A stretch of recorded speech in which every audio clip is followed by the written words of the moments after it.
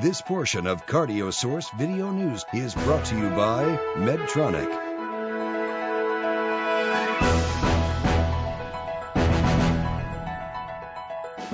Welcome back to CardioSource Video News. I'm Dr. Randy Martin. There have been a lot of innovations in interventional cardiology, and especially in stent technology. Joining us now is Dr. Peter Block to talk about the ISAR-TEST-5, a study that compared drug-eluting stents. Peter, tell us what you've learned. I'm here with Julinda Mehilli from the Deutsches Herzzentrum in Munich, Germany, and Julinda has just reported on the ISAR-TEST-5 trial. So Julinda, first off, tell me what the trial is. The ISAR-TEST-5 trial is the stent comparison trial aimed to compare a dual drug-eluting stent with totally-eluting stent.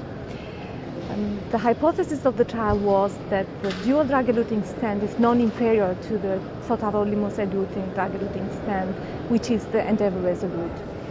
The dual drug-eluting stent is a stent developed in our center, in German Heart Center in Munich, within the framework of the ISAR project. It's a stent with active compounds which are rapamycin and probocol, both of them mixed together and applied upon the microporous surface of bare metal stent. We don't need any polymer for this drug-eluting stent.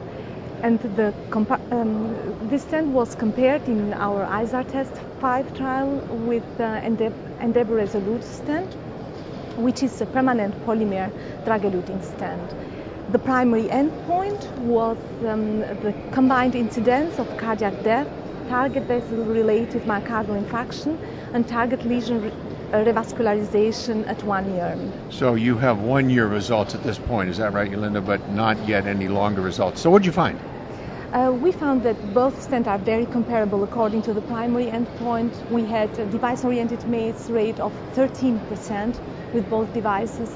We found also that we didn't have any difference between both stents in different subgroups according to age, according to vessel size, according to gender, or presence of diabetes with regard to the primary endpoint.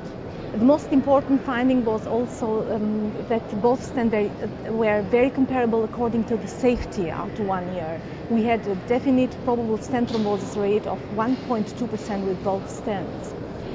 We had in this study also angiographic data at 6 months after the implantation of the stents, and we found that the stents were very comparable according to the instead late lumen loss with 0.3 millimeters for both of them, and according to the binary restenosis with 13% for both of them.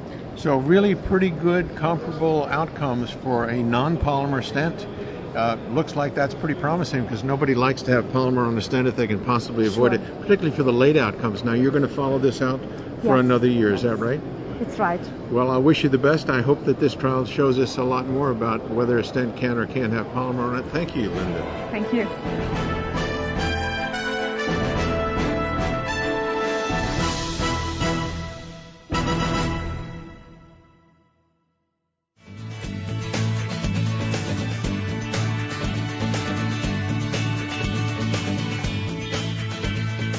Medtronic proudly introduces Integrity BMS, now available in the U.S. Visit MedtronicStents.com for more information.